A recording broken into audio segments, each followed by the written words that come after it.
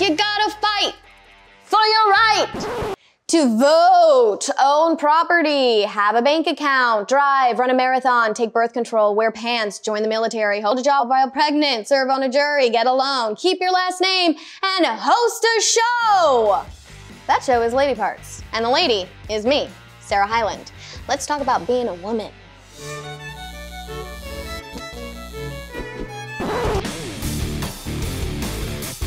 Please welcome to the panel our Lady Parts OBGYN Dr. Sherry, and this week's guests, actress Sara Foster and the Real Housewives of Atlanta cast member Cynthia Bailey. Hi guys, thank you for being here. Hi everyone. So the Supreme Court recently decided to allow employers with a religious or moral objection to birth control to opt out of contraceptive coverage in employee health plans across the country. Now, this ruling could result in up to 126,000 women losing contraceptive coverage. So for you guys, what has access to safe and affordable birth control meant for you?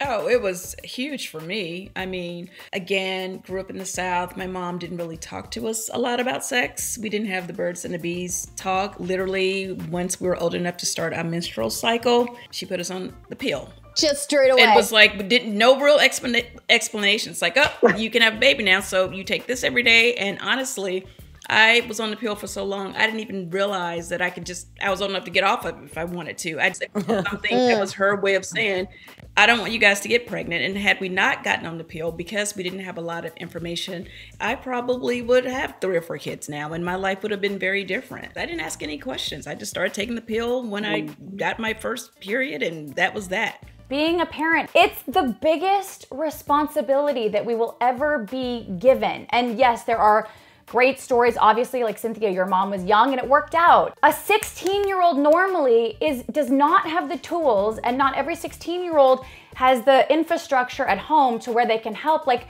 no, we don't want our teens having children. It's hard work, and this should not even be like up for discussion. It's crazy to me that it's even on the table to cut birth control or Planned Parenthood or any of these places. I can't wrap my head around it. Let me tell you, if I had a kid with any of my first few boyfriends, I don't know if I'd be here. I just had a horrible flash. That was horrible, you guys. Sarah, why would you do that to me? Like, here's the thing. You know, birth control allows you to take control to prevent pregnancy on your own terms, and then to not be preventing pregnancy, right? But this is our reproductive right. And everyone, it's essential. Everyone, every female in the US and beyond should have this right. And I just hope that that access can continue and that it's never in jeopardy. And this is not like a man bashing thing. I love men. I love men, but men should have nothing to do with this conversation as far as with our bodies. Nothing. If they need consent to touch us, we need to tell our bodies what we're going to do with it or not. Which brings me to women's health again is trying to be tampered with. There has been a recent recommendation to eliminate the Pap test from the frontline screen. What? I know. Wait. Dr. Sherry, I'm so angry about so many things. Can you please take control over this now?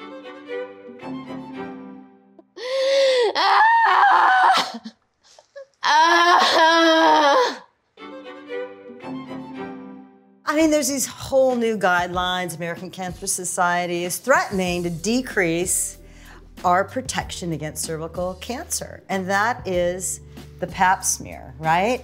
Pap smears and HPV co-testing. This is it. This is the way we protect ourselves. You get your Pap, and guess what? At the same time, we're checking for HPV. It is just amazing because that sample, that one sample, tells us about you have any precancer cells and do you have HPV, because most people don't even know they carry it. 80 to 90% of us, we have it. I just smell a man all over this. This is the craziest thing that I've ever heard. So what do? We write our representatives, like, what do? The big umbrella problem is our reproductive rights are always on the line and decided by men. Right. or by people that have different interests than us. So we need to get women into politics. We need to vote. We need to be our best advocates. They need to hear our voices. Guys, our reproductive rights, I would believe, are more on the line today than 20 years ago. You guys, isn't this your most fun episode? Oh, I love being angry and talking politics. What the hell? This is very serious. I'm having so much fun, you guys. I'd rather talk about menopause than politics at this point. Oh, no, you're not there yet. We'll talk. Yeah, I'll text you after this. My mother taught me so many things, especially about being a woman. She was an amazing role model to me, to be opinionated and unapologetically yourself. Those are a couple things that I learned from my mom. What did you both learn from yours? My mom had me when she was very young. So she, didn't know how to be a mom. I was her first child, and back in her day, my mom is in her 70s now, there wasn't a lot of talk. She didn't have the kind of mom or that would really instill things in her. It was just, they just worked, and, they grew up poor, and it was just a very different time. So most of the things that I really learned was watching my grandmother, and what I learned the most, and it's probably why I'm such a workaholic, honestly, is although we didn't have a lot of money, we had pretty much everything. She had a nice house, but all she did was work. I've never said I was the most, the prettiest or the most talented, but I can outwork anybody. My work ethic is gangster. Yes. Okay? And I got that from my grandmother. My mom, she didn't have necessarily, a job, but she was a stay-at-home single mom raising 3 children, and there was no man in the house. There was no man anywhere to be found. So she was the one changing the light bulbs, fixing the toilets, under the sink. I mean, give her a wrench and a hammer and she can fix anything. Like, she was like a Southern belle. She grew up in Texas. Like, she was a flight attendant. Like, she didn't grow up with these skills, but she had to teach herself how to do this shit. My sink breaks. I'm like, Tommy, get in here and fix the sink. And my mom, she always sort of said, like, you gotta be able to take care of yourself. Growing up, I was like, why doesn't my mom have a job? Like, some of my friends' moms have jobs and whatever.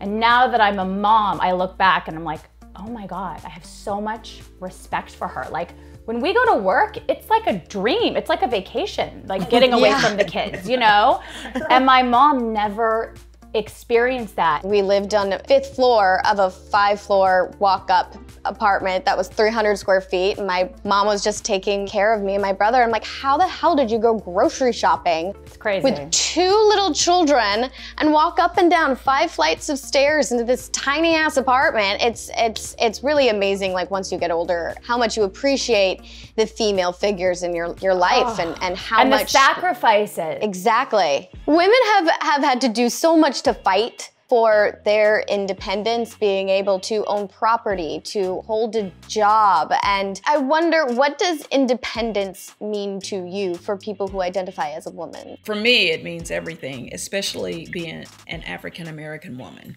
When it comes to women's rights, we were definitely, not the first on the forefront of any of the changes that went on to be made to give everyone equal rights. So, but that said, I feel a personal responsibility. Like, I'm just trying to live my best life. I'm also making up for the things that my mom was not allowed to do. So I kind of feel like I'm living a double life. I'm living for me. I'm living for her. And in a lot of ways, she's living through me. I always feel the pressure to be amazing, so she can be like, thank God I had you. Look what a blessing you have been to my life. So that's kind of why I feel such a obligation to be great, because her life turned out very differently because she, had kids so early on. As a woman, like, you say independence, and like the first place I go to is financial.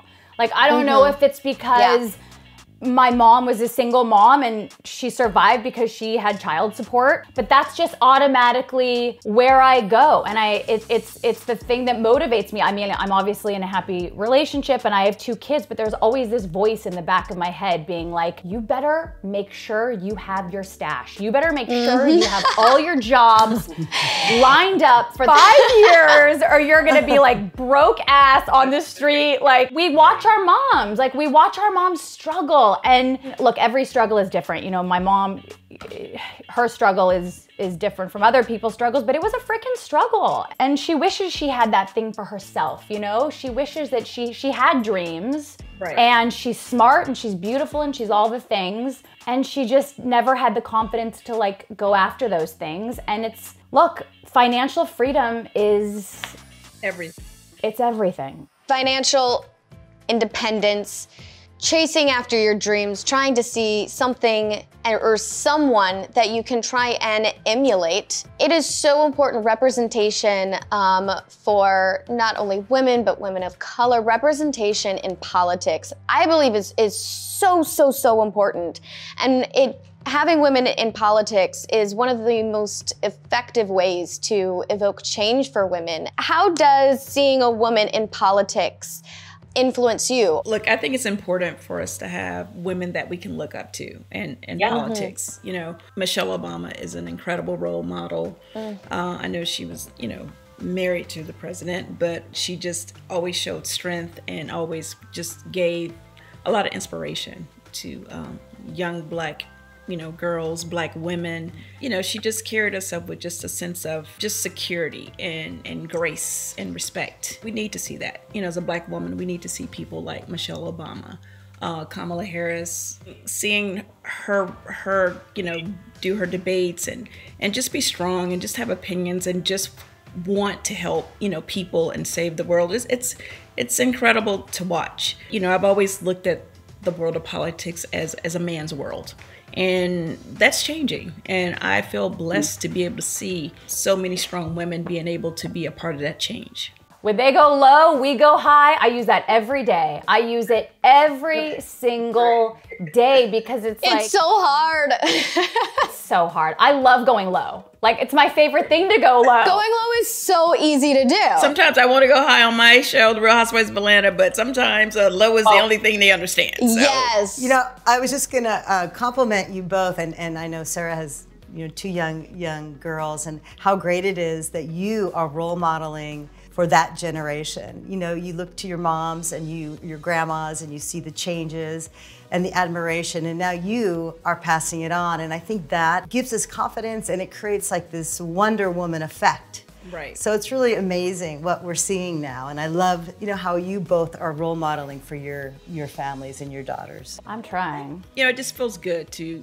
know that, you know, life just gets better. You know, 50's not old anymore. You're like, that's so nice for women to hear, like, that you find the love of your life at 50, you know? And that, by the way, you look hot, because you look so good. I don't know what you looked like at 40, but you look 30, so I don't know what's happening.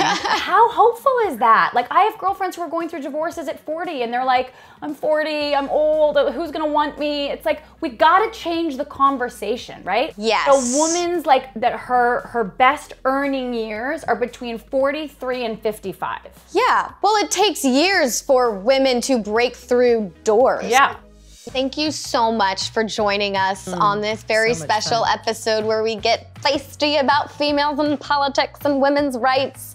It's been lovely to have you two, and I'm so excited to have met you. Nice to meet you, Sarah. Nice to meet you, Cynthia. Sherry, love you. Call you about menopause. Okay. Yeah, I just talked about menopause as well. Let's start a group chat. Let's do it. Join us next week for more lady parts and a conversation on puberty, a time I'm sure we all remember fondly.